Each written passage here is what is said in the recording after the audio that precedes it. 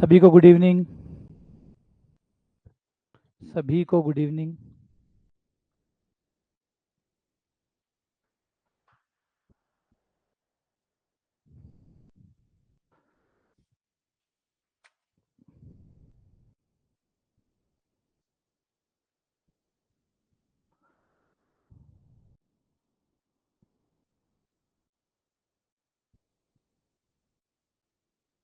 अच्छा, लाइट नहीं आ रही है। जय हिंद जय भारत। जय हिंद जय भारत। नमस्कार। राम राम। जय श्री राम। जय सालासर धाम। जय खाटू श्याम। राधे राधे। जय श्री कृष्णा। नमस्ते। आ जाइए आ जाइए। जय महाकाल। जय महादेव। हर हर महादेव। हर हर महादेव। आ जाइए। हर हर महादेव।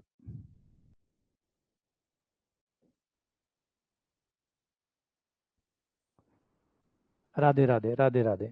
आ जाइए आ जाइए, ज्वाइन कर लीजिए फटाफट।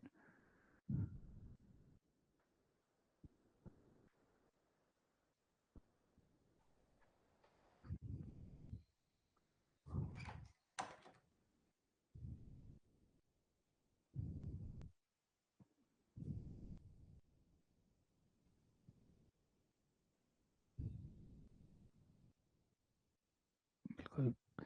आ जाइए, स्वागत है आपका। बिल्कुल। आज का हमारा जो टॉपिक है वो है maxima and minima. Maxima and minima. एक सिंगल क्वेश्चन कन्फर्मली, कोई डाउट नहीं है।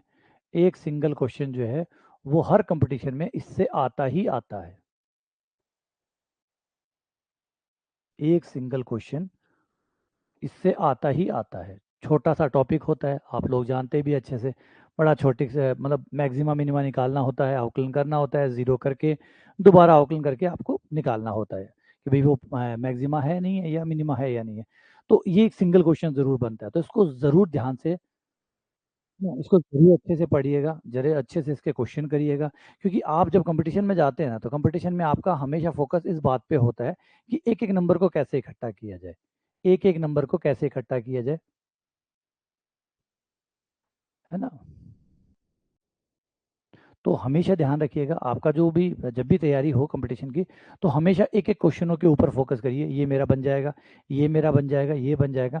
कभी भी आप खासकर जब कंपटीशन में होते हैं ना, अच्छे खासे कंपटीशन में हो, तो कभी भी आप पूरे टॉपिकों की बातें नहीं करते और करनी भी नहीं चाहिए। टॉपिक बहुत बड़ा होता है, जैसे कोई कैलकुलस। कैलकुलस बहुत बड़ा है। कैलकुलस से बेहतर है आप एक एक क्वेश्चन के ऊपर बात करिए कि भाई मैक्सिमम मिनिमा। एक क्वेश्चन मुझे यहाँ से उठा लूंगा मैं। एक क्वेश्चन जो है मैं टेंजेंट एंड नॉर्मल से उठा लूंगा। तो इस टाइप से एक एक क्वेश्चन है ना, एक मीन वैल्यू थ्योरम का ले लूंगा। इस तरीके से एक एक क्वेश्चन को काउंट करिए और फिर देखिए कि आपके क्वेश्चन कितने बन रहे हैं। ठीक है ना, एक एक क्वेश्चन जो है वो आप कवर करने की कोशिश करिए। ये सबसे बढ़िया स्ट्रेटजी होती है, क्योंकि सिलेबस हमेशा बहुत बड़ा होता है। किसी भी एग्जाम में अगर आप खासकर पीजीटी के एग्जाम में जाएंगे, तो सिलेबस सब जगह ही बड़ा होगा, सब जगह ही अच्छा खासा आपका सिलेबस जो है वो मिलता है। तो आप हमेशा सिलेबस के साथ ना जाकर टॉपिकों के साथ जाए, और टॉपिकों में भी सब टॉपिक के साथ जाए। जैसे अप्लीकेशन ऑफ डेरिवेटिव है, एप्लीकेशन ऑफ डेरिवेटिव बड़ा टॉपिक है। उसमें क्या पूछा जा रहा है, मैक्सिमम मिनिमा पूछा जा रहा है।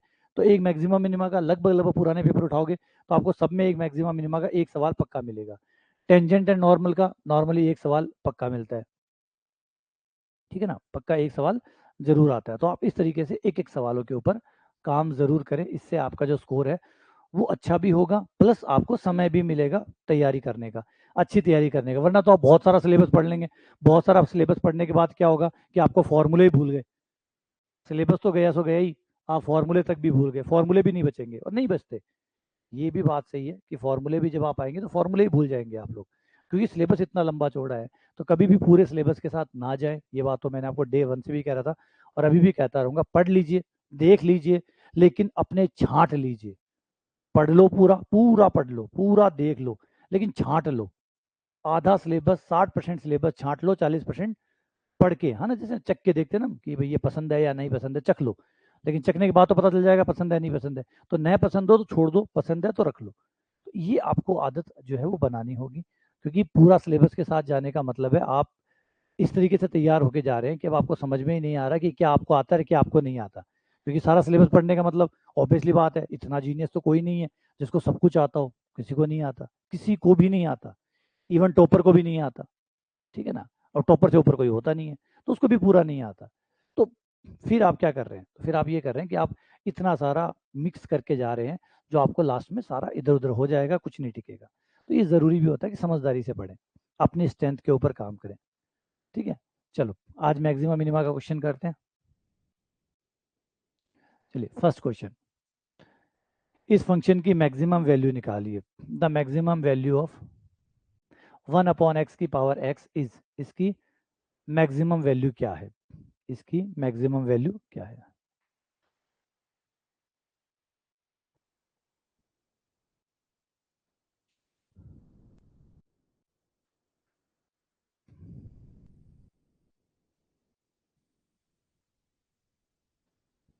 (1/x)।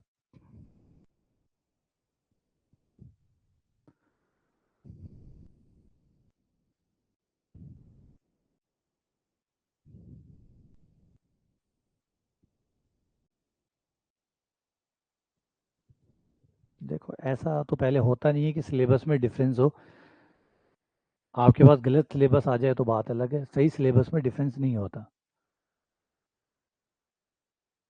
क्योंकि इसके बारे में तो कोई गाइडलाइन कहीं भी नहीं है कि अगर सिलेबस में अंतर हो तो हम इसको मान्य करेंगे इसको नहीं मान्य करेंगे, है ना, ऐसी बात कोई किसी को पहली बात तो डिफरेंस होना बनता बनता ही नहीं है कि हिंदी में कुछ लिख रहा है इंग्लिश में कुछ लिख रहा है तो फिर अब कौन सा बढ़िया कौन सा सही है।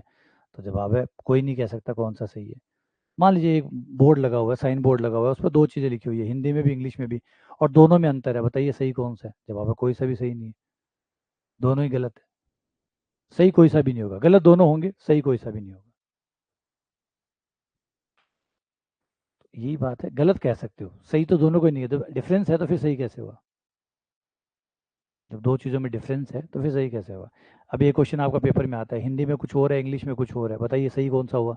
तो जवाब है सही कोई सा ही नहीं हुआ, दोनों ही गलत है, क्योंकि अगर हम हिंदी वाले को सही मानते हैं तो इंग्लिश गलत होगा, और इंग्लिश वाले को सही मानते हैं तो हिंदी गलत होगा, इसका मतलब दोनों ही गलत है।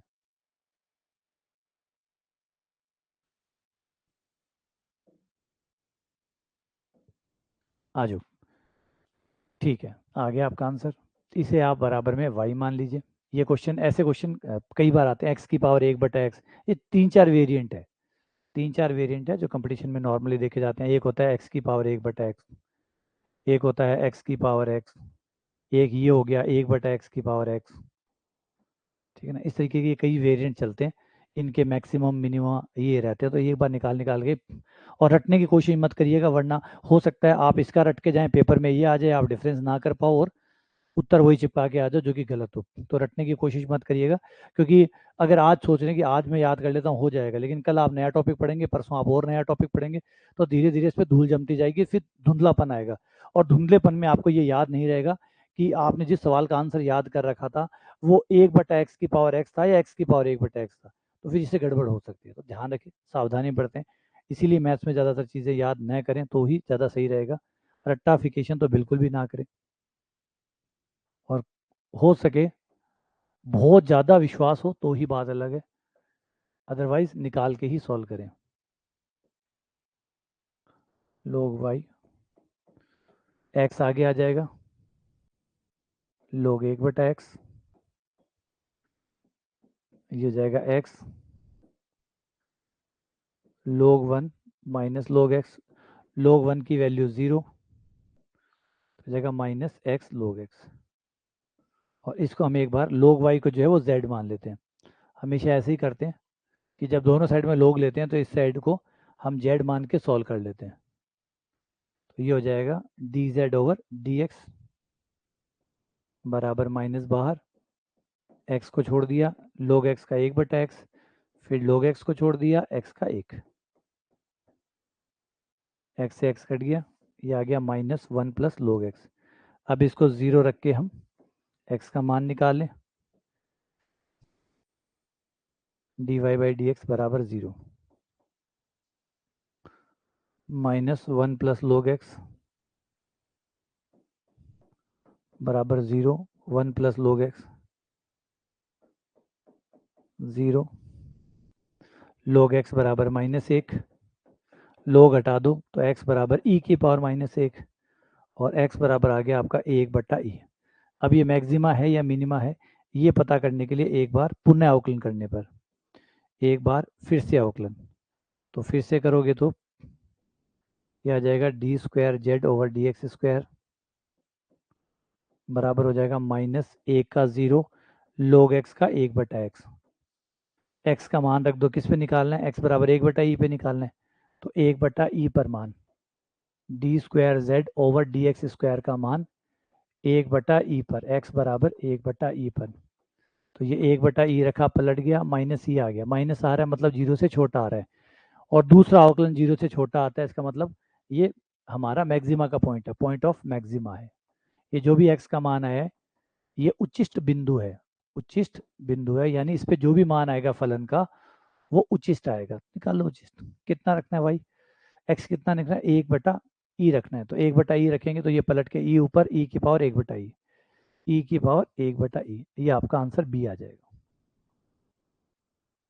ठीक है ना, e की पावर 1/e, तो बी आपका सही आंसर हो गया। Next one, x greater than 0 and xy equals to 1, the minimum value of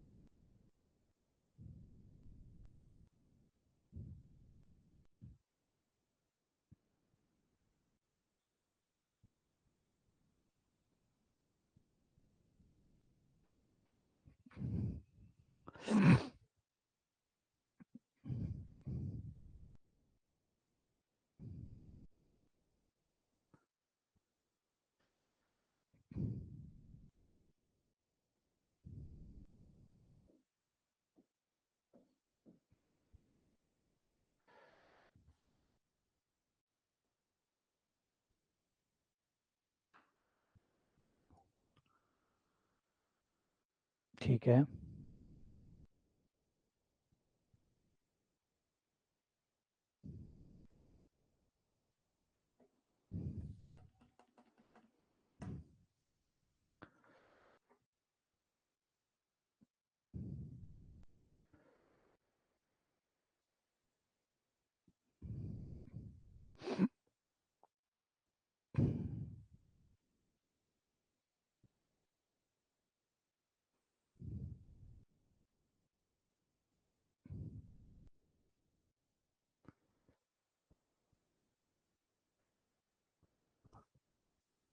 चलो कर लिया आप लोगों ने,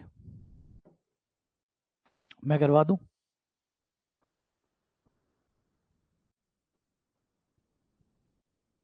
ठीक है, आ जाओ, एक्स वाई बराबर 1 है जिससे आपके y का मान आ जाएगा y बराबर 1/x, y को हटा दो ताकि आपका फलन जो है वो साफ हो जाए। अब y नाम तो मत दीजिएगा क्योंकि y नाम तो ऑलरेडी है, तो आप फलन का नाम z रख लो, क्योंकि y तो सवाल नहीं दे रखा है तो नाम मिक्स हो जाएगा, इसलिए नाम हमने चेंज कर लिया। और अगर z ना पसंद आए तो u रख लीजिएगा, v रख लीजिएगा, बहुत सारे नाम है, जो आपको पसंद हो वो रख लीजिएगा। अब अवकलन कर लो, dz/dx, x का 1 -1/x², इसको 0 कर दीजिए,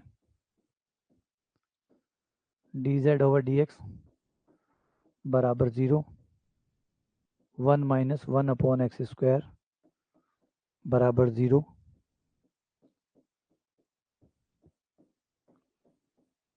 x² बराबर 1 और x बराबर ±1। अब कौन सा सही है, कौन सा मिनिमम देगा, कौन सा मैक्सिमम देगा, ये पता करने के लिए पुनः एक बार और अवकलन, पुनः एक बार और, तो D square Z over D x square, एक का 0 माइनस, ये हो जाएगा माइनस का 2/x³, तो ये हो गया माइनस माइनस प्लस 2/x³। अगर हम x का मान प्लस का 1 रखते हैं तो आंसर प्लस का आएगा, प्लस के 1 पर प्लस आंसर आएगा। D square Z over D x square का मान प्लस का 1 रखने पर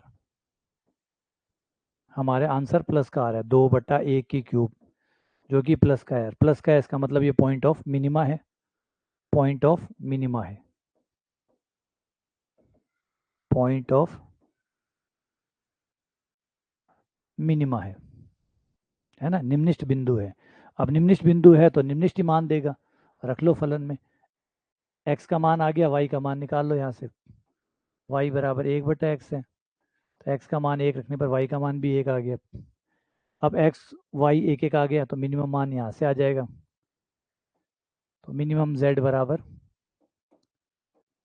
फलन का मिनिमम मान बराबर आ जाएगा 1 + 1 बराबर 2, तो फलन का मिनिमम मान है 2, आंसर आ गया 2। ठीक है ना। चलो अगला क्वेश्चन।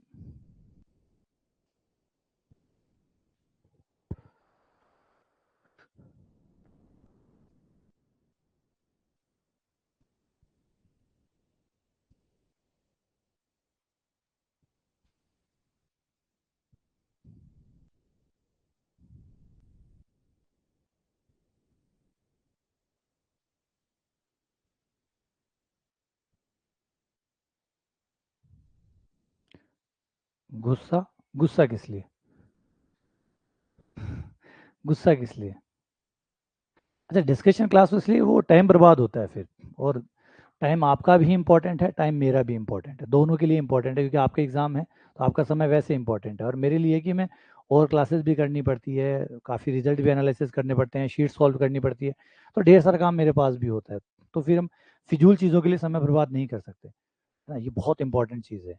समय हर एक एक सेकंड है ना बहुत कीमती रहता है, तो ऐसे नहीं कि हम समय को ऐसे ही खाली जाने दें, कोई बात नहीं, हम खाली इस बात पे डिस्कस करेंगे शीट कब आएगी, ये शीट कब आएगी, इसके लिए घंटा नहीं दिया जा सकता, इसके लिए घंटा 1.5 घंटा हम बर्बाद नहीं कर सकते, है ना। ये चीज़ें तो आप फ़ोन कॉल पे राहुल सर से कॉल करके पता कर सकते हो, भाई कब शीट आएगी, कब नहीं आएगी, कौन सा वीडियो कब आएगा, आप उनसे भी पता कर सकते हो। उसके लिए फिर मुझे डिस्कशन क्लास लगाने की जरूरत नहीं है कि मैं एक डिस्कशन क्लास लगाऊं और मैं आप मुझे पूछो कि सर वो शीट कब आएगी, सर वो पीडीएफ कब आएगी। मेरा पीडीएफ का काम नहीं है, मेरा काम है पढ़ाने का, मेरा काम है गाइडेंस का। ठीक है ना, आप मुझसे इस चीज़ों के बारे में बात करो तो ज़्यादा बेटर होता है ना। सोचिए बहुत मुश्किल समय है जो मैं निकालता हूँ आप लोगों के लिए, और ये नहीं कि आप मुझे पूछो सर पीडीएफ कब आएगी, सर शीट कब आएगी, तो ये आपको समझना चाहिए कि किसका यूज़ कहाँ करना है, तो वो थोड़ा सा गलत हो रहा है, इसलिए डिस्कशन क्लास को मैंने थोड़ा ऑफ कर रखा है। इतने में आपको भी थोड़ा सा जो डिस्कशन है आप भी उस समझ में हो जाए कि भाई ठीक है, या फिर हम एक काम करते हैं पहले पीडीएफ वीडीएफ सब निपटा के फिर डिस्कशन क्लास लगाते हैं, ताकि फिर ये क्वेश्चन तो नहीं है सर वो पीडीएफ कब आएगी, वो अरे चलती रहेगी पीडीएफ है तो मतलब पूरा कोर्स होगा तो उसमें चलेंगे चलेंगे, कभी ये पीडीएफ आ रही है, कभी वो 2 दिन लेट हो गई, वो 2 दिन पहले हो गई, इसलिए हम जो है ना चीज़ों को रुक नहीं सकते। आ जाओ, तो ये है हमारा सवाल, y बराबर a log x, a log x plus b x square plus x. अब हमें कहा गया है कि भाई इसके एक्सट्रीमम पॉइंट मतलब चरम बिंदु, इसके जो चरम बिंदु है वो x बराबर -1 है और x बराबर 2 है। चरम बिंदु मैंने आपको पहले भी एक शब्द बताया, चरम बिंदु जो होता है वो होता है उच्चिष्ट भी हो सकता है और वो निम्निष्ट भी हो सकता है, उसको चरम बिंदु कहते हैं, उच्चिष्ट हो चाहे निम्निष्ट हो। अब उच्चिष्ट हो चाहे निम्निष्ट हो, एक बात कन्फर्म है कि इस फलन के अवकलन का मान यहाँ पे 0 होगा, क्योंकि उच्चिष्ट हो या निम्निष्ट हो वो तो द्वितीय अवकलन में फर्क पड़ता है कि वो प्लस का आ रहा है या माइनस का आ रहा है। प्रथम अवकलन में तो चाहे वो बिंदु उच्चिष्ट हो चाहे निम्निष्ट हो, उस पे अवकलन का मान 0 ही आएगा, उस पे अवकलन का मान 0 ही आएगा, x बराबर 2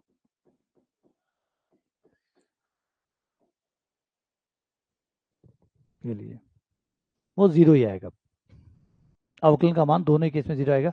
तो अब आप यहाँ पे अवकलन करो, फिर एक बार -1 रख के 0 कर दो और एक बार 2 रख के 0 कर लो। ठीक है, ये लो इसका हमने अवकलन किया तो ये आ गया dy by D x a log x, a into log x का मान 1/x प्लस 2bx प्लस 1।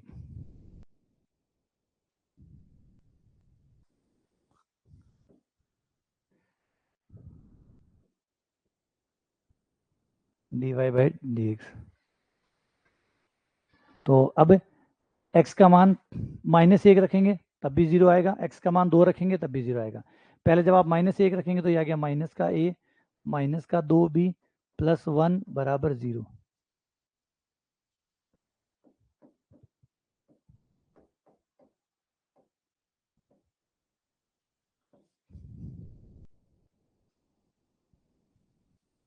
हाँ, a और b की वैल्यू मिल जाएगी। फिर एक बार दोबारा अवकलन कर लो। अब इस बार x बराबर 2, अवकलन तो है ही, सॉरी। अब x बराबर 2 इसमें पुट कर दो, दोबारा से 0 कर दो, तो ये आ गया आपका a बटा 2 प्लस 4b प्लस 1 बराबर 0। अब ये तो आप यहाँ से देख लो कौन सा संतुष्ट कर रहा है, सॉल्व करने की क्या ज़रूरत है, सॉल्व करने की क्या ज़रूरत है, यहाँ देख लें संतुष्ट कौन कर रहा है। तो ये तो नहीं कर रहा, ठीक है। ये वाला कर रहा है क्या, 2 और -2 0 आएगा, ये भी नहीं कर रहा। क्या ये कर रहा है, हाँ ये कर रहा है, 2 और -2 में से एक ये संतुष्ट कर रहा है। लेकिन रुक जाते हैं एक बार इसको भी चेक कर लेते हैं। एक बार यहाँ पे भी रख दो, a का मान कितना, 2 बटा 2 और ये 2 बटा 2 1 आ गया। b का मान -1 बटा 2 रखना, माइनस का 2 प्लस 1 बराबर 0। ये भी सही, बिल्कुल सी सही है, सी आंसर जो है वो आपका सही है।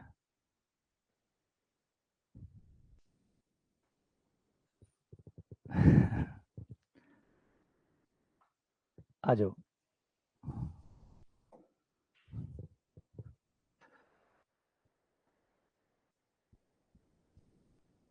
चलो इसको ट्राई करो। अच्छा, एक चीज़ आज की एक बड़ी खास खबर है, वो भी मैं आप लोगों को देता हूँ। एक जो मैं हमेशा आप लोगों से कहता था कि जब आप किसी भी कंपटीशन की तैयारी करें तो हमेशा तैयार रहें अदर स्टेट्स के लिए, है ना। और स्टेट्स के जो एग्ज़ाम हैं, चाहे राजस्थान में हो रहे हों, आप एमपी से हों तो राजस्थान के दीजिए, राजस्थान के हो तो एमपी के दीजिए, यूपी के दीजिए, पंजाब के दीजिए, हरियाणा के दीजिए, दिल्ली के दीजिए, सेंट्रल के जो एग्ज़ाम है केवीएस है, एनवीएस है, वो दीजिए। हमेशा खुले रहिए, हमेशा दिमाग को खुला रखिए, एग्ज़ाम हर स्टेट में देने की कोशिश करिए। कई स्टेट ऐसे होंगे जिसके एग्ज़ाम का पैटर्न एग्जैक्टली वही होगा जो आपकी स्ट्रेंथ है, आपका एग्ज़ाम का पैटर्न उनका वही होगा जो आपकी स्ट्रेंथ है। एक छोटा सा एग्जांपल बताता हूँ। अभी आज एक कॉल आया था, तो मेरी एक स्टूडेंट है मंजू बेनीवाल के नाम से, जो लास्ट बैच में थी मेरे आरपीएससी सेकंड ग्रेड के, जो भी दिसंबर में हुआ था और फरवरी में जिसका संस्कृत विभाग वाला हुआ था मंजू का। तो मंजू की स्ट्रेंथ मैथ्स थी, उसकी मैथ्स जो थी ना वो स्ट्रेंथ थी, तो मैथ्स में इसने अच्छा किया और इसके अभी मैथ्स में 72 प्लस स्कोर जो है वो मैथ्स में बन रहे हैं, 72 प्लस बन रहे हैं। जीके जैसे आप जानते हैं कि मैथ्स के बच्चों का जीके वैसे ही मरा हुआ सा होता है ना, ज़्यादा खास इफेक्टिव नहीं होता, तो जीके इसका ज़्यादा ठीक नहीं है। ऑन एन एवरेज ये 60 62 65 के आसपास बन रहा है। और इस बार क्या है, जीके का पेपर इजी था तो काफ़ी लोग जीके में बहुत अच्छा कर रहे हैं, मैथ्स में तो ठीक ठाक कर रहे हैं लेकिन जीके में बहुत अच्छा कर रहे हैं। तो इस वजह से अब जो सेकंड ग्रेड का सिलेक्शन है उसमें थोड़ी सी आरपीएससी वाले में दिक्कत है। लेकिन जैसे मैं हमेशा आप लोगों को बताता हूँ, वैसे मैं लास्ट बैच में भी यही बताता रहता था कि अदर स्टेट पे नज़र रखो, अदर स्टेट में वैकेंसी आए तो भर दो। तो मंजू ने यही समझदारी बरती और मंजू जो है उसने, जब ये आरपीएससी वाला चल ही रहा था, आरपीएससी के जस्ट बाद में एमपी में फॉर्म आए थे, एमपी टेट का वर्ग 1 का, तो ये एमपी टेट का वर्ग 1 का जो प्री एग्ज़ाम हुआ था उसका फॉर्म उसने भर दिया। और एमपी के जो प्री एग्ज़ाम है उसकी खास बात ये है कि इसमें सिर्फ और सिर्फ ज़्यादातर मैथ्स आती है, 120 क्वेश्चन मैथ्स के आते हैं 150 में से, और एक सिंगल पेपर होता है और 30 क्वेश्चन अदरवाइज होते हैं, 30 अदर होते हैं जिसमें सारी चीज़ें मिक्स टाइप के होते हैं, मिसलेनियस टाइप के 30 क्वेश्चन होते हैं। टोटल मैथ्स का पेपर होता है। तो उसकी स्ट्रेंथ मैंने जैसे बताई दिया कि मंजू की स्ट्रेंथ मैथ्स थी, मैथ्स का पेपर मिला उसको प्री में, वो प्री में गई, ठीक है। प्लस वो कॉलेज में क्या काफ़ी टाइम से पढ़ा भी रही थी, 3-4 साल से वो कॉलेज में पढ़ा रही थी, तो कॉलेज की मैथ्स उसकी वैसे अच्छी थी। फिर मेरे साथ कोचिंग की तो वो उसको बहुत अच्छा मिल गया। तो सब कुछ अच्छा होने से वो जब वहाँ पे गई तो उसके नंबर जो अभी वो बता रही थी कि सर मेरे नंबर थे 104 नंबर थे मेरे 150 में से। और 104 थे, उसके बाद में जो करेक्शन डिलीट हुए, ओवर डिलीट होने के बाद में उसके नंबर चले गए 109। अब 150 में से 109 नंबर है, जो कि बहुत जबरदस्त नंबर है, 109 नंबर 150 में से। अब उसका मेंस एग्जाम हो रहा है, जो एमपी वालों का भी आप लोगों का चल रहा है, एमपी वाला, उन्हीं के साथ आपके साथ उसका एग्जाम है। और अब उसको लगता नहीं है कि इसे कोई रोकेगा, क्योंकि मैथ्स उसकी बहुत अच्छी है, जीके पेपर में आता नहीं है, तो मैथ्स में उसे कोई रोकने वाला नहीं है, तो मैथ्स में बाजी मार लेगी। यहाँ आरपीएससी सेकंड ग्रेड में जिसका चांस नहीं बन रहा था, वहाँ एमपी में वर्ग 1 में चांस बन रहा है, और पूरा पूरा बन रहा है, कोई नहीं रोकने वाला। तो आपको भी समझना होगा कि कई बार आपकी स्ट्रेंथ जो है उसके हिसाब से पेपर नहीं होता। राजस्थान में आपकी स्ट्रेंथ का पेपर नहीं हो रहा है, या तो एमपी में फॉर्म भर दीजिए, पंजाब में भर दीजिए, हरियाणा में भर दीजिए, कहीं तो एग्जाम। अब देखिए, एक हरियाणा में भी समझाता हूँ, हरियाणा में एग्जाम का पैटर्न चेंज है। हरियाणा में सब्जेक्टिव पेपर होता है, हरियाणा में अब पीजीटी में सब्जेक्टिव पेपर कर दिया, मतलब जो लिखने वाला होता है ना, लिख लिख के सॉल्व करने वाला होता है ना, वैसा कर दिया। हरियाणा में एग्जाम को ऐसा बना दिया जैसे नई एजुकेशन पॉलिसी है उसके हिसाब से, 2 एग्जाम होंगे, पहले प्री होगा जो कि ऑब्जेक्टिव होगा, और उसके बाद में मेंस होगा जो कि सब्जेक्टिव होगा। सब्जेक्टिव मतलब लिख लिख के सॉल्व करने वाला, वैसा पेपर होगा। ठीक है ना, तो ये चीज़ें अब एम वहाँ पे अलग चेंज हो गई है। तो ये चीज़ें आपको समझनी होगी कि किस स्टेट में आपके लिए बेटर अपॉर्चुनिटी है, कौन सा स्टेट आपके लिए बेटर हो सकता है। तो हमेशा अदर स्टेट्स के बारे में भी सोचें। अब केवीएस को एग्जांपल ले लेता हूँ, छोटा सा एग्जांपल दिखाता हूँ। अगर आप स्कूलों में पढ़ाए हुए हो, आपको स्कूलों का अनुभव अच्छा खासा है, मतलब आप 4-5 सालों से स्कूल से पढ़ा रहे हैं, और आपको लगता है कि आप बच्चों को अच्छा पढ़ाते हैं, अगर आपके पढ़ाने की अच्छी क्वालिटी है, तो आप केवीएस और एनवीएस को ट्राई कीजिए। केवीएस एनवीएस का मैथ्स जो है वो बहुत सिंपल आता है, बहुत सिंपल, बहुत बहुत सिंपल आता है केवीएस का और एनवीएस का। एक छोटा सा एग्जांपल समझा देता हूँ कि 180 में से 150 वालों को कॉल किया गया था। 180 में से जिन्हें 150 है, मतलब 150 नंबर तो ऐसे ही बन रहे थे बच्चों को, केवल ऊपर ऊपर देख देख के, पेपर को सिर्फ देख देख के भी करे ना तो अच्छे खासे नंबर बना ले, ऐसे पेपर आते हैं केवीएस एनवीएस का। तो केवीएस एनवीएस के पेपर में जो अटकता है वो है साक्षात्कार, इंटरव्यू, और इंटरव्यू में वो पढ़वा के देखते हैं, वो बच्चे जो आता है कैंडिडेट उसको पढ़वा के देखते हैं। तो एनवीएस केवीएस में आपके लिए बहुत अच्छी अपॉर्चुनिटी है, अगर आपकी मैथ्स ठीक ठाक है लेकिन पढ़ाने की कला आपकी बहुत अच्छी है, तो केवीएस एनवीएस और जो सेंटर वाले एग्जाम है ये आपके लिए बहुत अच्छी होती है, ये एग्जाम बहुत अच्छे काम करते हैं। अगर आपकी केवल मैथ्स अच्छी है तो एमपी का एग्जाम बहुत अच्छा है। अगर आपकी मैथ्स और जीके, जीके भी आपकी बहुत अच्छी है तो राजस्थान का एग्जाम बहुत अच्छा है। अगर आपकी 10th की गणित और 12th की जो बेसिक गणित है वो अच्छी है, तो डीएसएसबी का एग्जाम आपके लिए दी बेस्ट एग्जाम है। अब जैसे शिवम है, शिवम यूपी से है लेकिन एमपी में एग्जाम दे रहे हैं, तो ये आपको समझना होगा कि जहाँ कई स्टेट ऐसे हो सकते हैं जो आपके फेवर में काम करते हो, जिनका पेपर का पैटर्न आपके जैसा हो, जो आपकी स्ट्रेंथ है, तो आपका वहाँ पे चांस लग जाएगा। लेकिन वही अगर आप खुले दिमाग से सोचे तो, वरना ये नहीं मैं तो एमपी का हूँ तो मैं तो एमपी के फॉर्म भरूंगा, वो किसी के भरूंगा ही नहीं, और मैं राजस्थान का हूँ तो मैं राजस्थान के फॉर्म भरूंगा। अगर इस तरीके से छोटे नैरो माइंडेड होकर रहोगे आप, तो कहीं ना कहीं अपॉर्चुनिटी मिस कर दोगे, क्योंकि किसी भी एक स्टेट के अंदर वैकेंसी जो है वो लंबे गैप से आती है। जैसे राजस्थान में अब कोई भर्ती आ गई तो अगली भर्ती 3 साल, 2 साल, 2.5 साल, 3 साल ले लेगी आराम से, कोई कहे चाहे कुछ भी। और हम भी जानते हैं, इतने समझदार तो है, इतने बेवकूफ़ तो है नहीं कि कोई कहेगा और हम मान लेंगे। एक वैकेंसी गई है तो दूसरी वैकेंसी 2 घंटे या 4 घंटे में तो नहीं आने वाली, है ना, तो ये बात तो सब समझते हैं। अब कोई बेवकूफ़ बनना चाहे तो द्वार खुले हैं। तो एक वैकेंसी जाने का मतलब है 2-3 साल गई वो, तो वो स्टेट 2-3 साल के लिए शांत है। तो उस समय वो शांत है तो कोई और स्टेट चालू होगा, कोई और स्टेट ओपन होगा, वहाँ चले जाइए, वहाँ भर दीजिए।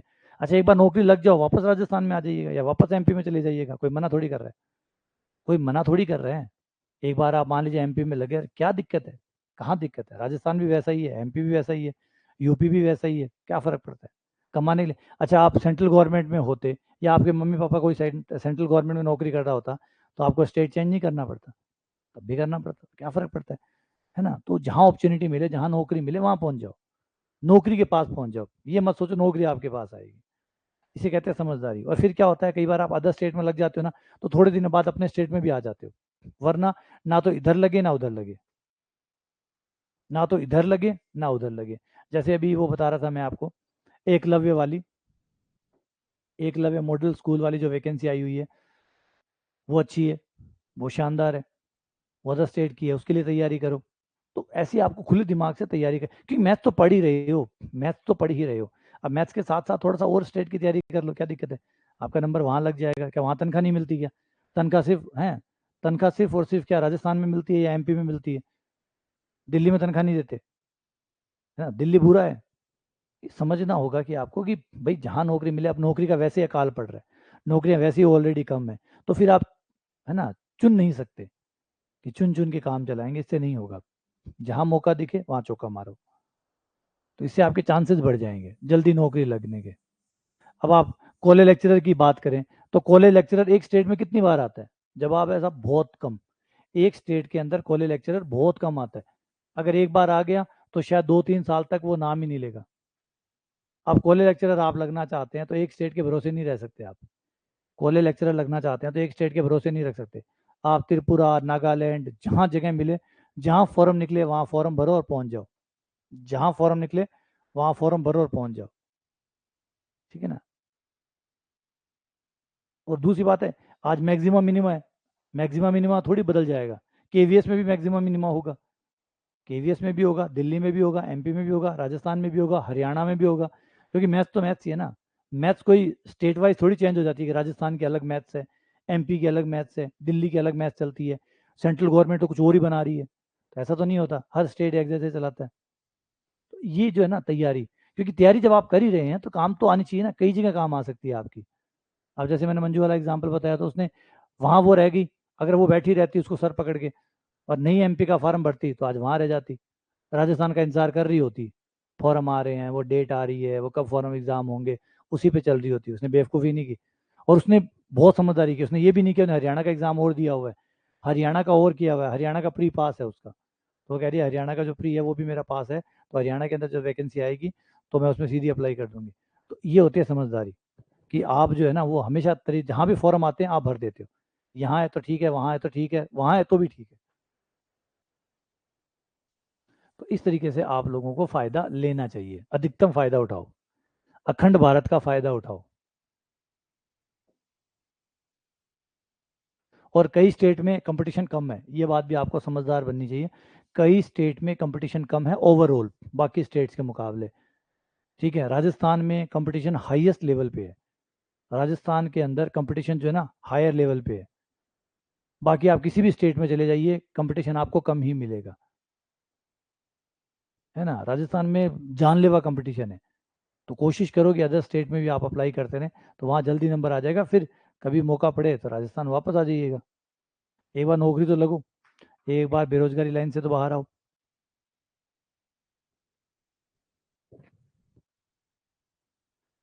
हाँ, जैसे अभी एमपी में पहले 10 साल पहले आई थी, फिर 5 साल बाद दोबारा आई है, 15 साल में 2 वैकेंसी आई है, 15 साल में 2 वैकेंसी आई है। ऐसा सब जगह ही हो रहा है अब। तो इसलिए जहाँ मौका मिले लूट लो। देखो ये क्वेश्चन है, इस क्वेश्चन में आप एक्स का मान निकालो, एक्स बराबर 60 - y,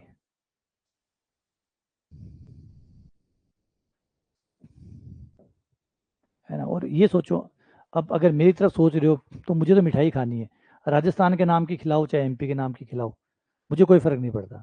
अगर आप मेरे बारे में सोच रहे हो कि सर क्या सोचेंगे, तो मैं कुछ नहीं सोचूंगा, चिंता ना करो। आप राजस्थान के नाम से मिठाई खिलाओ चाहे एमपी के नाम से मिठाई खिलाओ, मेरे चलेगी, या यूपी के नाम से खिलाओ।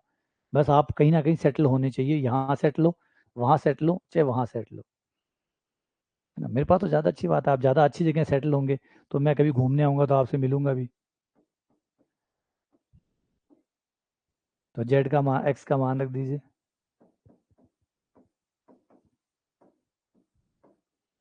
ब्रैकेट खोल दो।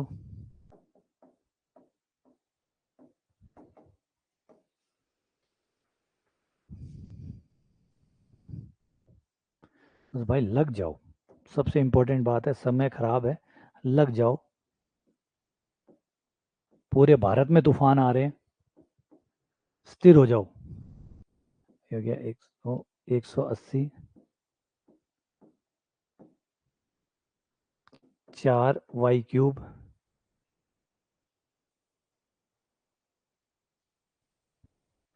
बिल्कुल आइए।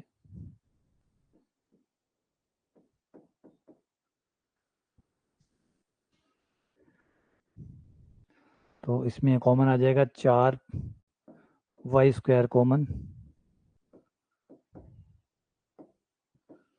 तो एक y का मान 0 आ गया, एक y का मान 45 आ गया।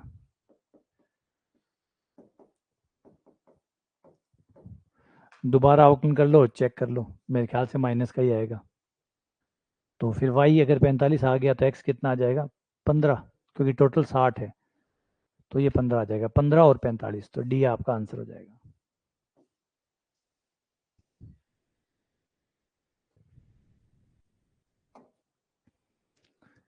अगला क्वेश्चन।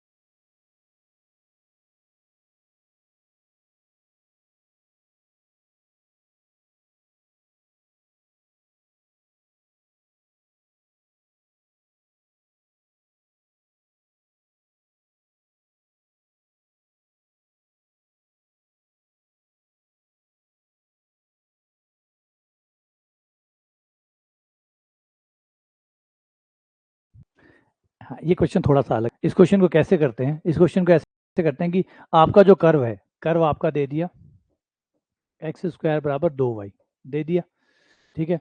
जो भी बिंदु आप कर्व पे लोगे, जो भी बिंदु आप वक्र पे लोगे, वो वक्र को संतुष्ट करेगा, सीधी सीधी बात है। तो माना बिंदु जो है, जो आपका बिंदु है, वो आपने एक्स वाई मान लिया, ठीक है। अब y को y मत रखो, y का मान आप यहाँ से निकाल लो और वो यहाँ रख दो, तो आपका बिंदु हो जाएगा x कोमा y का मान आ गया एक्स स्क्वायर बटा 2। ये आपका बिंदु बन गया, ताकि y में ना आ रहे, दोनों x में आ जाए। x में आ गया, समीकरण आपको y का मान दे देगा, y का मान रख दो यहाँ पे। अब ये आपका बिंदु बन गया। इस बिंदु की इस बिंदु से दूरी निकाल लो, तो दूरी मान लेता हूँ z है, और दूरी का सूत्र होता है under root x1 minus x2, तो x माइनस 0 का स्क्वायर, x1 माइनस x2 का स्क्वायर, y1 माइनस y2 का स्क्वायर, तो ये हो गया y1 माइनस y2 का स्क्वायर।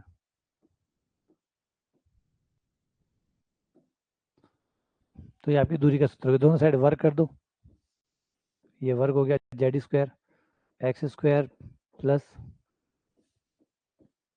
एक्स स्क्वायर बट्टा 2 माइनस 5 का स्क्वायर। जेड स्क्वायर को एक बार कोई और नाम दे दो ताकि अवकलन करना आसान हो जाए। तो जेड स्क्वायर का नाम एक बार यू रख लिया, और अब अवकलन करो, अब अवकलन कर लो एक्स के साथ, तो del u over del x,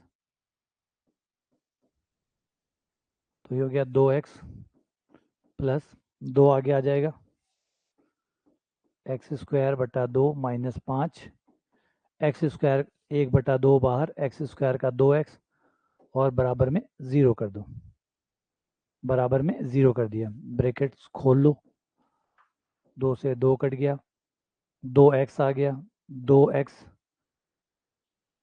2x 2 cut गया, x क्यूब आ गया, माइनस ये 10x आ गया, तो आपका ये आ गया x cube minus 8x, x common, तो ये आ गया x क्यूब माइनस 8।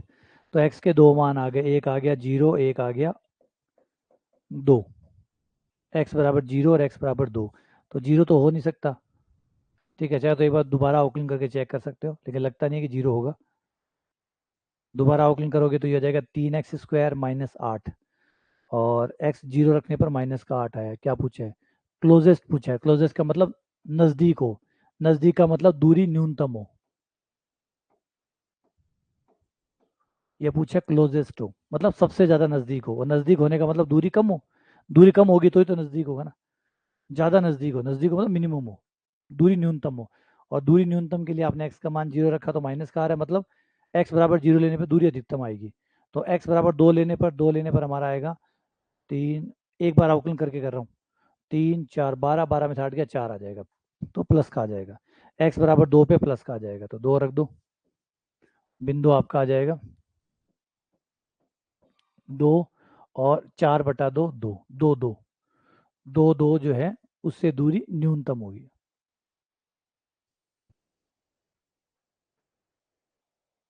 अच्छा अच्छा अच्छा, अच्छा एक्स क्यूब है, ये एक्स स्क्वायर हो गया, ठीक है।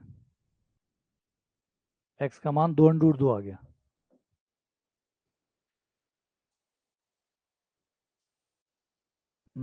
ठीक है।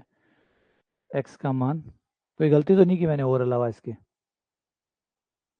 एक्स क्यूब माइनस 5 दूनी 10 x, x cube minus 8 x, x x square minus 8, तो 2 √ 2 आ गया, ठीक है। हाँ ठीक है, 2 √ 2 आ गया। एक्स का मान 2 √ 2 रखने पर ही आ जाएगा 8, 8/2 4 आ जाएगा। तो आपका आंसर आएगा 2 √ 2 और 4, जो कि यहाँ कोई है नहीं, तो नन ऑफ दीज हो गया। तो ये नन ऑफ दीज हो गया, 2 √ 2 आ गया। तो ये क्वेश्चन भी बहुत अच्छे हैं, अच्छे क्वेश्चनों में माने जाते हैं। अब आजकल ये ट्रेंड में चल रहे हैं ऐसे क्वेश्चन, इनका ट्रेंड चल रहा है ऐसे कि कोई कर्व दे दिया और उस कर्व के पास में कोई बिंदु दे दिया, कई बार तो न्यूनतम दूरी पूछ लेता है, कई बार अधिकतम दूरी पूछ लेता है। तो आप इसको करते हैं ऐसे ही, एक बिंदु एक्स वाई मान लेते हैं, आप वक्र के समीकरण, जो भी कर्व का समीकरण है, उससे आप वाई का मान निकाल के यहाँ रख देते हैं, दोनों एक्स में आ जाते हैं, फिर दूरी निकाल लेते हैं और दूरी को स्क्वायर करके उसको यू मान के फिर आउटलाइन कर लेते हैं, एक्स का मान आ जाता है, उससे चेक कर लेते हैं।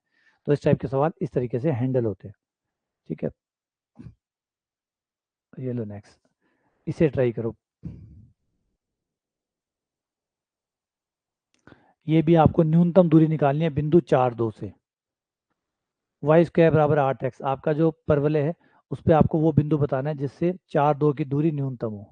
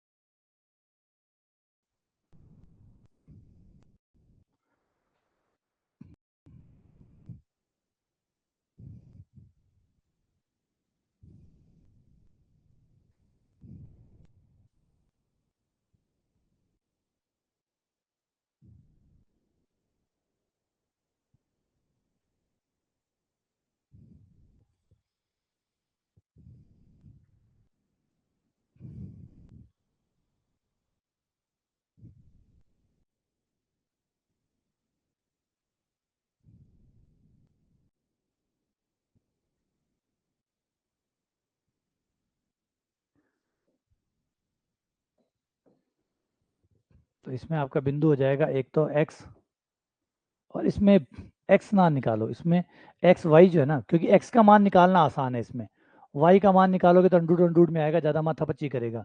तो आप इसमें क्या करो कि एक्स का मान निकाल लो, एक्स का मान वाई के पदों में निकाल लो। हमें तो कोई फ़र्क नहीं पड़ता कि कौन एक्स कौन वाई, लेकिन हमारा अंडूड में नहीं आएगा, क्या फ़र्क पड़ता है, वाई के साथ अवकलन कर देंगे। पिछली बार हमने एक्स का मान रखा था वाई के पदों में, या वाई का मान एक्स के पदों में रख दो, बात तो एक ही है। दोनों को सेम बनाना है, बस दोनों को सेम बनाना है।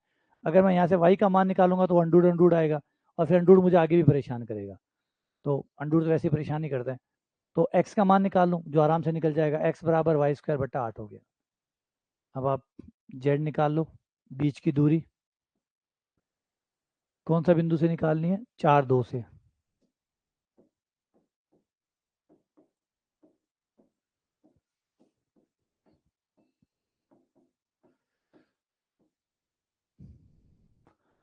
दोनों तरफ वर्क कर दो।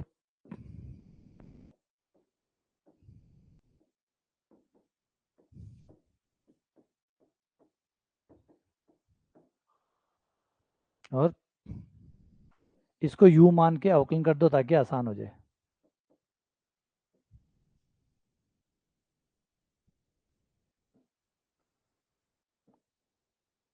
du/dy, दो आगे आ गया, वाई स्क्वायर बटा 8 माइनस 4, 1/8 बाहर, वाई स्क्वायर का 2y, 2y माइनस 2, ठीक है ना। ब्रैकेट खोलेंगे तो ये आ जाएगा वाई स्क्वायर बटा, ये आ जाएगा 4, ये 2, ये आ गया आपका y बटा 2, खोलने पर y³ बटा 16 minus 2y plus 2y minus 4, 2y cut गया और 0 रखने पर आ जाएगा y³ बराबर 64, y बराबर आपका आ जाएगा 4, y बराबर 4 आ गया तो x का मान कितना आ जाएगा, y 4 तो 16, 16/8 2 आ जाएगा, तो बिंदु आ गया 2 और 4, 2 4 हमारा बिंदु आ गया। y का मान 4, x का मान 2। अब दूरी निकाल लो, जो न्यूनतम दूरी है वो पूछा है, तो या तो यहाँ मान रख दो या सीधी दूरी निकाल लो, बिंदु आपके पास है ही है। दूरी निकालो, एक है 4 2, एक है 2 4, तो कितनी आएगी, अंडर रूट 2 माइनस 4, -2 का स्क्वायर 4, 4 माइनस 2, 2 का स्क्वायर 4, 4 4 8 आ गया, 8 का 2 अंडर रूट 2 आ गया, तो आंसर है 2 अंडर रूट 2 जो कि बी है, तो ये बी हो गया। ठीक है, तो इस टाइप के सवाल जो है वो आजकल बड़े चलते हैं। इस क्वेश्चन को करने का तरीका, इसमें इस क्वेश्चन की फर्क ये, इसमें अंडर वो मोड लगा हुआ है और मोड जो है उसका अवकलन होता नहीं है, मोड जो है उसका अवकलन होता नहीं है, तो ऐसे सवालों को कैसे करते हैं। एनसीईआरटी में ऐसे सवाल दिए गए हैं, एनसीईआरटी की जो बुक्स है ना उनमें ऐसे सवाल दिए गए हैं कि बिना जो मोड लगा हुआ है, अब उन सवालों का अवकलन तो आप कर नहीं सकते क्योंकि मोड लगा हुआ है, मोड अवकलन नहीं करने देगा, तो अवकलन होगा नहीं, तो इनको कैसे करोगे।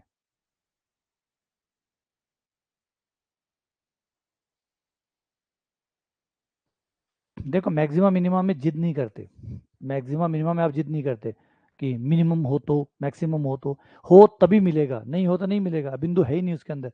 अब इसमें अगर हम आए, अब यहाँ पे हम आए तो यहाँ पे हमें y बराबर 4 मिला जिसपे मैक्सिमा था, है ना, या मिनिमा था, कोई एक ही मिलेगा दूसरा नहीं मिलेगा, तो इनमें सवालों को आप चेंज नहीं कर सकते कि मिनिमम हो मैक्सिमम हो तो क्या होगा, तो हो ही ना तो कहाँ से होगा, ठीक है ना, हो ही ना तो कैसे निकालेंगे, होगा तभी निकलेगा।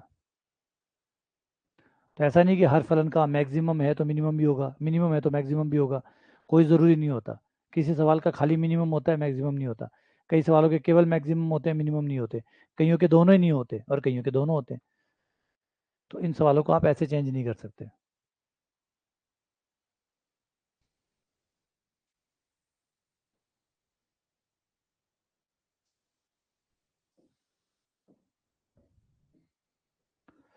ठीक है, आ जाओ। ऐसे सवालों को करने के लिए आप जो मोड है उसका फ़ायदा उठाते हैं, कैसे। अच्छा, आप इसमें मोड का फ़ायदा उठाते हैं, आप जानते हैं कि मोड लगा हुआ है और मोड का मान कभी भी किसी भी हाल में 0 से छोटा नहीं होगा, मोड का मान कभी भी किसी भी हाल में 0 से छोटा नहीं होगा, तो मोड x+2 हमेशा ग्रेटर देन इक्वल्स टू 0 होगा, क्योंकि मोड है, मोड कभी माइनस का ही नहीं सकता। तो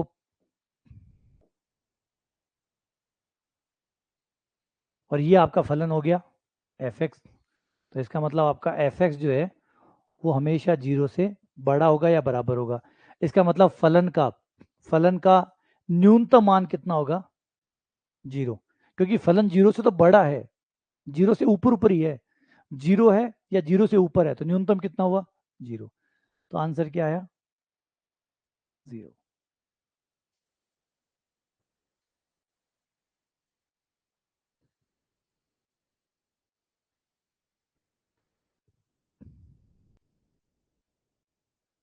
हाँ, पॉइंट ऑफ मिनिमा, क्योंकि मिनिमम मान 0 आया और वो x बराबर -2 पे आएगा।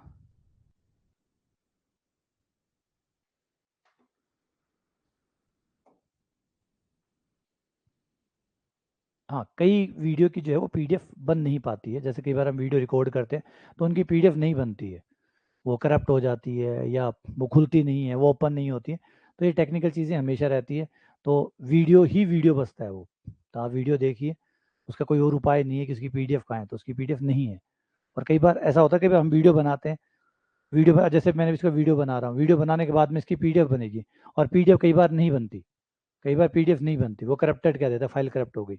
अब फाइल करप्ट हो गई तो उसका क्या करें? तो ये याद रखिए, कई बार वीडियो की हमें कोशिश ये रहती है कि पीडीएफ बने, लेकिन कई बार सॉफ्टवेयर है वो मदद नहीं करता, वो नहीं बनने देता पीडीएफ, तो पीडीएफ नहीं बनती है उनकी।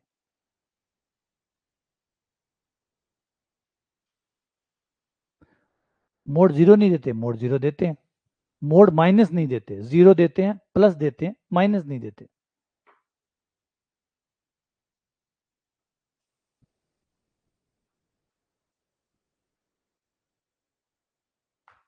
भैया एलिमेंट्री नंबर थ्योरी कौन सी आ गई? ये एलिमेंट्री नंबर थ्योरी कौन सी आ गई? एलिमेंट्री नंबर थ्योरी जो है वो तो आपके 10th का टॉपिक है। अब 10th के टॉपिक कैसे आएंगे आप लोगों के पास? ये एलिमेंट्री जो टॉपिक है ये 9th और 10th का है।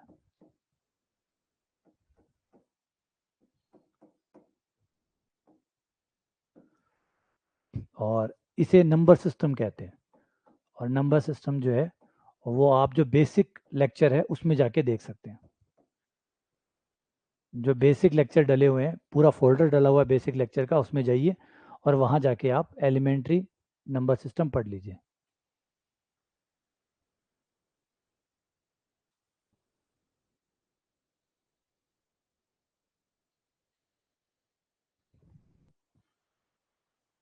अच्छा, आप कहोगे सर पीजी में हमने 2 पढ़ा है, तो इसका मतलब 2 तीसरी क्लास में नहीं है? अगर पीजी में आप 2 पढ़ते हो तो क्या 2 तीसरी क्लास में नहीं है? सर हमने तो 2 पीजी में देखा था। सर 2 पीजी में भी था। हाँ बिल्कुल 2 पीजी में था, 2 दूसरी तीसरी में भी था। तो इसका मतलब ये थोड़ी वो पीजी में ही आया है। आपने उसे कहाँ देखा है, इसका मतलब ये नहीं कि वो वहीं आया है, उससे पहले भी आ सकता है। ठीक है ना?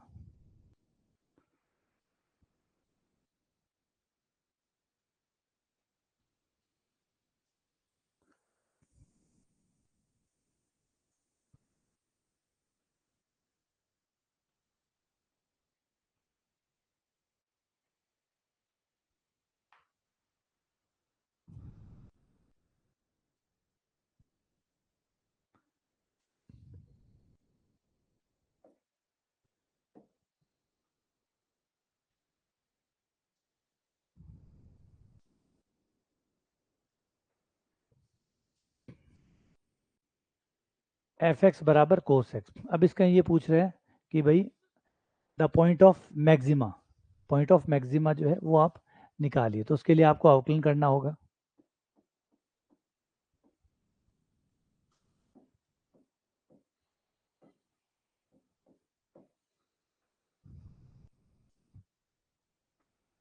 ठीक है, आउटलाइन कर दिया, आउटलाइन आ गया हमारा माइनस साइन एक्स, जीरो कर दें इसको, माइनस साइन एक्स बराबर जीरो।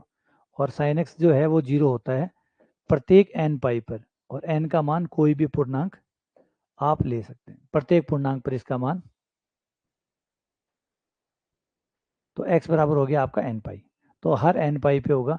अब एन पाई में भी ये देख लेते हैं कि भाई मैक्सिमा होना चाहिए ना, तो एक बार दोबारा अवकलन करके देखो। दोबारा अवकलन जो है वो हमें बताएगा कि एन पाई में से ओड लेने हैं या इवन लेने हैं या दोनों लेने हैं। तो माइनस ये हो गया कोस एक्स। अब कोस का मान अगर माइनस का आ गया तो ये माइनस माइनस प्लस हो जाएगा, और प्लस होते ही ये मिनिमा बन जाएगा, मैक्सिमा नहीं बनेगा। तो हमें ध्यान रखना है कि ये प्लस ही रहे, हमें ध्यान रखना है कि कॉस प्लस रहे। और कॉस प्लस केवल तब रहता है जब पाई जो है वो सम का हो, 2 पाई 4 पाई 6 पाई। तो भाई ये जो सम वाला पाई है वो चलेगा, 2n पाई जो है, जो सम वाले पाई है वो चलेंगे। तो आंसर बता रहा है क्या? हाँ ये कह रहा है x बराबर 2n पाई, ठीक है, x बराबर 2n पाई ही चलेगा।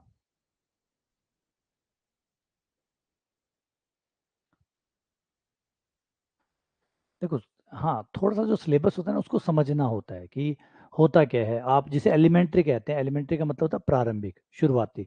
जिसे एक्चुअली जो वर्ड है, जो शायद हो सकता है कि कुछ और कहना चाहते हो, कह कुछ हो रहे हो, ये तो real number system, real number system. Real number system जो है, फर्क है दोनों बातों के अंदर। रियल नंबर सिस्टम जो है वो आपके बीएससी का हिस्सा है, रियल नंबर सिस्टम। ठीक है, तो रियल नंबर सिस्टम का मतलब ये होता है कि आप नंबर सिस्टम को समझना चाहते हैं, रियल नंबर सिस्टम को जानना चाहते हैं, तब फिर आता है कि भाई रियल नंबर खुद क्या है। क्योंकि आप ये छोटी क्लास में ये बात नहीं करते, छोटी क्लास में आप बच्चों को सिर्फ ये बताते हैं कि देखो बेटा 2 एक रियल नंबर होता है, 3 एक रियल नंबर होता है, 1/2 भी एक रियल नंबर है, -2 भी एक रियल नंबर है, 5/7 भी एक रियल नंबर है, पाई भी एक रियल नंबर है। उस समय आपसे बताते हैं कि ये रियल नंबर है, लेकिन आप उस समय ये नहीं बताते कि ये रियल नंबर क्यों है। आप क्यों का जवाब नहीं देते, तो क्यों जो होता है वो आपका छोटी क्लास में पेंडिंग चल रहा होता है।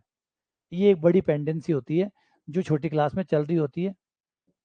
ठीक है, ये पेंडेंसी जो है वो आपकी बीएससी में जाके पूरी हो जाती है, जब आपको पहली बार कोई बताता है कि 3 जो है या 2 जो है वो एक रियल नंबर क्यों है, क्यों उसको रियल नंबर कहते हैं, तो वहां जाके वो क्लियर होती है। तो वो रियल नंबर सिस्टम होता है, तो वो आपके कोर्स का हिस्सा है, क्योंकि वहां जाके आप पहली बार ये जानते हैं कि जो आपको दूसरी क्लास में पढ़ाया गया था वो क्यों पढ़ाया गया था और क्यों कहा गया था। उस समय जो वो नाम यूज किए गए थे उन नाम का अर्थ क्या है वो आपको वहां देखने को मिलता है रियल नंबर सिस्टम में। ठीक है ना, बहुत सारी चीजें जो है छोटी क्लास में आपको जो कि तो पढ़ा दी जाती है बिना ये बताए कि ये ऐसा क्यों है। वो जो क्यों होते हैं वो बाद में क्लियर होते हैं। कई क्यों जो है वो 11th 12th में क्लियर हो जाते हैं, कई क्यों जो है वो बीएससी में क्लियर होते हैं, कई क्यों इतने बड़े होते हैं कि एमएससी में जाके ठीक करने पड़ते हैं, और कई क्यों ऐसे होते हैं जो एमएससी में भी पूरे नहीं होते, उसके लिए और वेट करना पड़ता है। ये जो पढ़ तो कभी लो आप, है ना। जैसे छोटे सा एग्जाम्पल ले लो, अगर मैं पूछूं कि 1 और 1 कितना होता है, तो आप बड़े समझदार हैं, आप फटाफट कह देंगे सर 2 होता है। लेकिन अगर मैं ये पूछूं, है ना, 1 और 1 कितना होता है, कितना पूछा तो आपने फटाफट बता दिया। लेकिन मैं पूछूं कि 1 और 1 2 क्यों होता है, तो इसका जवाब देते देते पूरी एमएससी भी खप जाए तो भी इसका जवाब आप नहीं दे पाएंगे। पूरी एमएससी लगा दें इसके अंदर, पूरी एमएससी लगा के भी आप क्यों का जवाब नहीं दे पाएंगे। सोचिए आपने एमएससी तक पूरी पढ़ाई की है, उस पूरी पढ़ाई को अच्छे से पढ़ाई की है, गोल्ड मेडलिस्ट हैं आप, बीएससी में भी एमएससी में भी, तब भी आप इस बात का जवाब नहीं दे सकते कि 1 और 1 2 क्यों होता है, क्योंकि अभी आपका ज्ञान इतना मजबूत नहीं हुआ कि आप इस फंडामेंटल क्वेश्चन का जवाब दे सकें। और ये जबकि आपको पढ़ाया गया होगा सबसे पहले फर्स्ट क्लास के अंदर, पहली क्लास का सवाल है ये, जिसका जवाब आप एमएससी करने के बाद भी नहीं दे पा रहे हैं। तो ये है मैथ्स। ठीक है, चलिए आज का सेशन एक बार यहीं पे कंप्लीट करते हैं, थोड़ा सा मुझे भी काम है। उम्मीद करता हूँ कि आज का सेशन आपको पसंद आया होगा, काफ़ी नई चीज़ें भी आपने सीखी होगी। ठीक है, चलिए मिलते हैं फिर आपसे दोबारा कल एक नए सेशन में। ठीक है।